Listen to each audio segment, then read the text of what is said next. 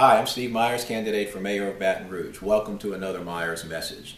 In today's message, we're going to talk about false alarms.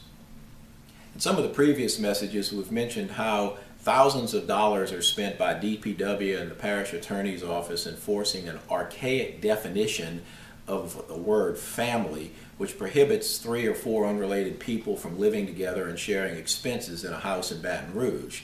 There's a court case challenging the constitutionality of that definition, but really it costs the city nothing for these people to live together. In fact, the city makes money because rental property owners actually pay more taxes than owner-occupied properties. So instead of spending resources trying to determine who is going to live with each other, which is not a government function, the city might want to consider enforcing and changing an area of law that not only costs the city money but has a potential huge source of revenue, and that's alarm systems and false alarms.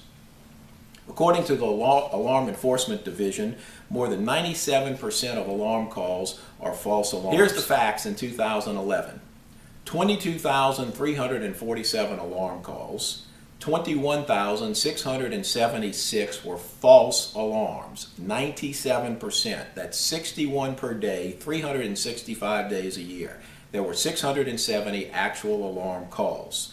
The estimated man hours on false alarms is 14,826. That extrapolates to 7 full-time officers working 40-hour weeks taking false alarm reports at, say, an average salary of $60,000 plus benefits, plus wear and tear and costs on automobiles, gasoline, etc. Yes, there is a problem in that when a call is made, you never really know when it's a real call or a false alarm. But we have enough brains in this town to figure out an answer to this problem. More significant, though, is the city has no idea how many violators exist, how many scofflaws there are on the city's ordinance requiring an alarm permit. Now, this permit fee is $25. In the 2012 budget, alarm user permits were projected at $115,000 in revenue. At $25 per system, that's 4,600 houses. There are clearly more than 4,600 houses that have alarms, but surprisingly, no fee is required after the initial installation. So you're essentially paying a $25 lifetime alarm fee. Therein it lies another problem. You need regular licenses for driver's licenses, brake tags, license plates, and so forth. But a lifetime alarm license? Come on. I mean, this needs to be made reasonable.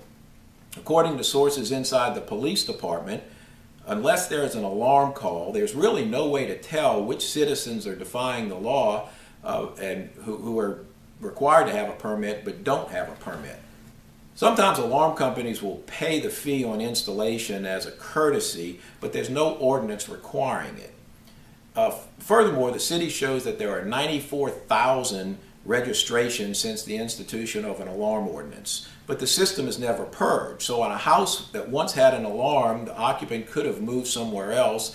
That house stays in the system but may not have an activated alarm. So there's lots of duplicates and lots of incorrect information. Let's say that there are 190,000 houses in Baton Rouge according to the American Community Survey that was conducted with the 2010 census. If just 25% or so have alarms, that's 50,000 houses with alarms. My question is that if we want government to impose less taxes and go to more fee-for-service for things that the government does, then why are alarm users not required to pay an annual fee instead of a lifetime fee for the service of having the police at their ready should there be a call based on their alarm system, especially when 97% are false alarms?